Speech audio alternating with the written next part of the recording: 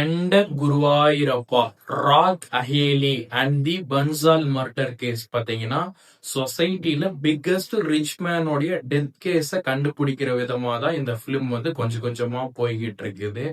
இவர் எதனால இறந்தாரு, இது இயற்கை மரணம் தானா, இவரை யாருன்னா கொன்னுட்டாங்களா அப்படின்னு தான் இந்த பிலிம் கொஞ்சம் கொஞ்சமா நகருது.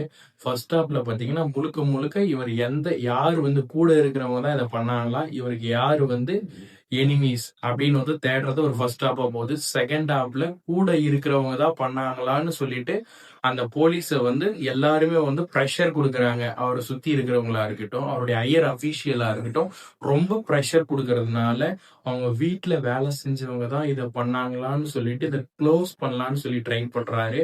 ஆனா இந்த கிரைமை பண்ணவன் தன்னுடைய உடல் பாவனைகளை மாத்திக்கிட்டு ஒரு ஆன்மீகவாதியா இறங்கிடுறான். அவனையும் இவர் தேடி போறாரு. கடைசியா அவனை தேடி பிடிக்கிறாரா இல்லையா அப்படின்னு போகக்கூடிய பிலிம் தான் Raat Akeli and the Bansal murder case. இது வந்து முழுக்க முழுக்க ஒரு கிரைமை நோக்கி போகக்கூடிய பிலிம் தான் இது.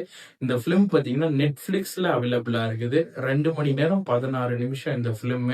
உங்களுக்கு நான் என்ன சொல்றேன்னு புரியும்னு நினைக்கிறேன். மறுபடியும் அடுத்த பட ரிவ்யூல பார்க்கலாம்.